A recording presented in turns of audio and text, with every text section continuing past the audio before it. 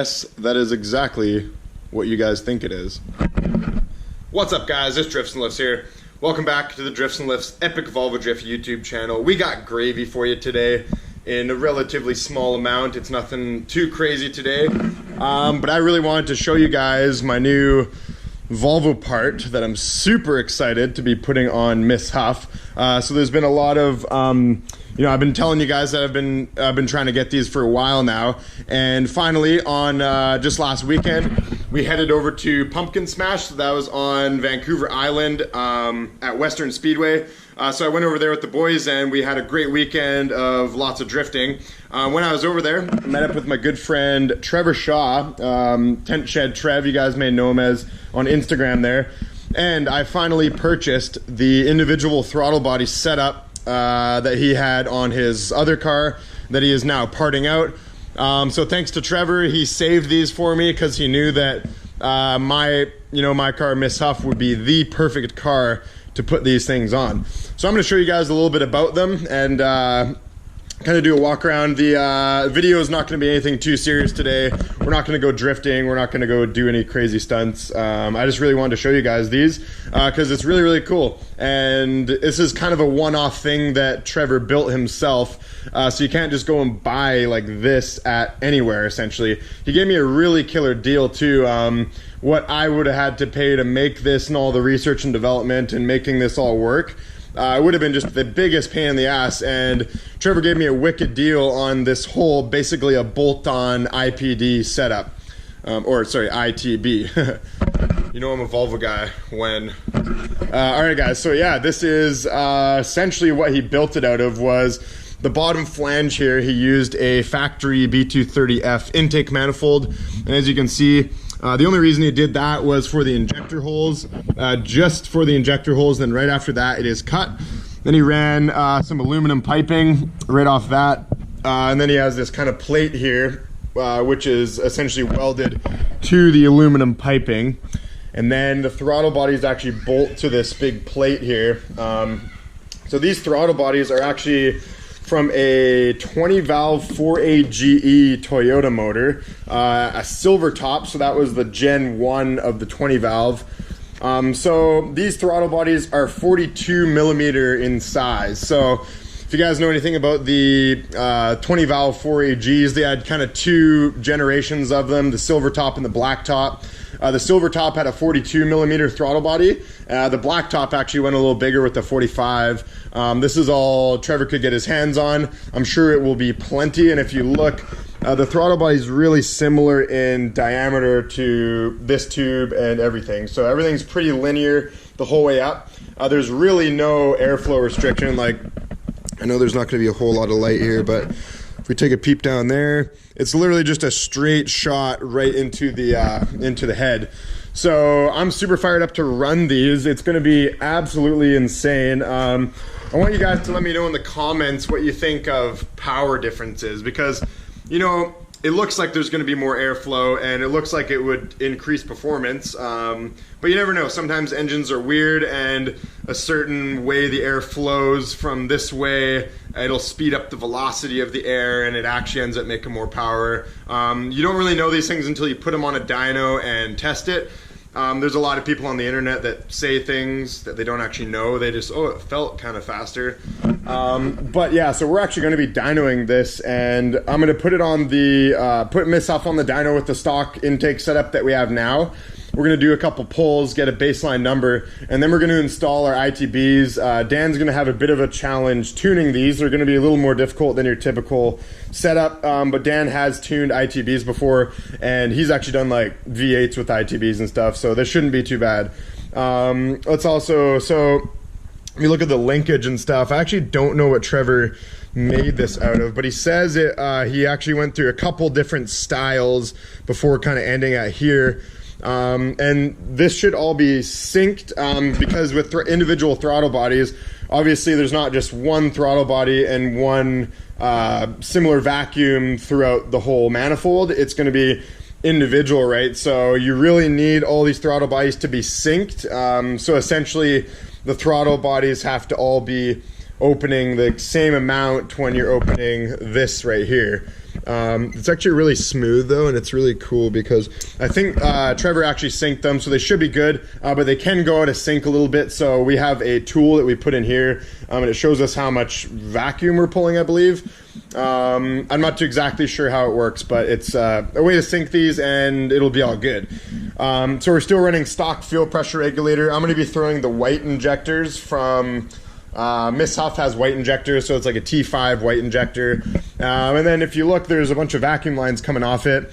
So that's essentially all these vacuum lines are going into what we consider, I guess, an intake manifold or a vacuum manifold, essentially.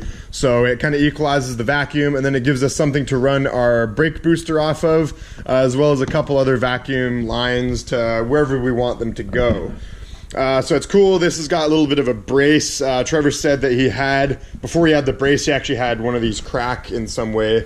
He must have been doing some crazy rally driving or something. But yeah, there's all the ways to tweak these, and if I want to set the idle and sync them and change them. So yeah, I'm like really stoked about this, guys. This is probably the coolest Volvo part that I've ever bought. You know, I've had a lot of really cool Volvo parts.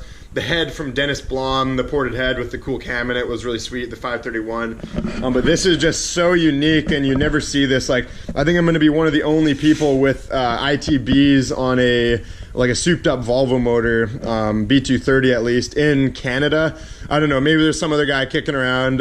If you happen to watch this video, definitely let me know in the comments, and maybe I could pick your brain about a few things. The beauty though is that Trevor is a really talented guy, and he's really knowledgeable about this stuff. He built the whole thing himself. He tuned it himself. He installed the Mega Squirt, all that himself. So the guy, like, he's really, you know, mechanically inclined. He knows what he's doing. So if we have any weird questions, we can always just go to Trevor and ask, essentially. So I'm going to be taking these trumpets off and shining them up because they look so dope. This is what makes the whole setup look super cool, is these trumpets. I don't know where he got these. I think they're from, I'm honestly not too sure. Now the other thing I gotta worry about when I'm running these is I should get some sort of air filter. So maybe even just like a screen. I don't need like crazy air filter. This is gonna be up by the hood. It's not gonna have a whole lot of debris going in here. And actually Trevor said he ran these with no filter for 2 years with no problem. So I'm starting to think that it will be fine. I don't, you know, it's tough to say. Maybe we'll run it and tune it with the open filters, and then we'll try putting a filter on. If we lose power, then we'll kind of decide that what we want to do. But let me know in the comments, guys, what you think this will do for power differences on the car. So as you know, a stock Volvo intake manifold isn't the best flowing thing there ever was.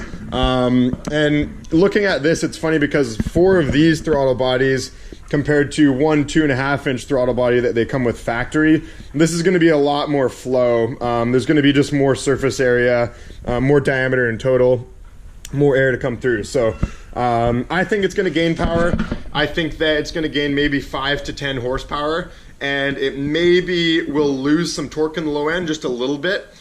Just due to the fact that, like I was talking about, air velocity and stuff like that, different intakes will help and not help different parts in the RPM and stuff like that. Like, I know if you run a, say, like an SR20 turbo car, a lot of the times those guys go to those really big intake plenums, and they end up losing torque essentially because, and spool time, because that plenum takes a lot longer to fill with the air that is getting pumped from the turbo.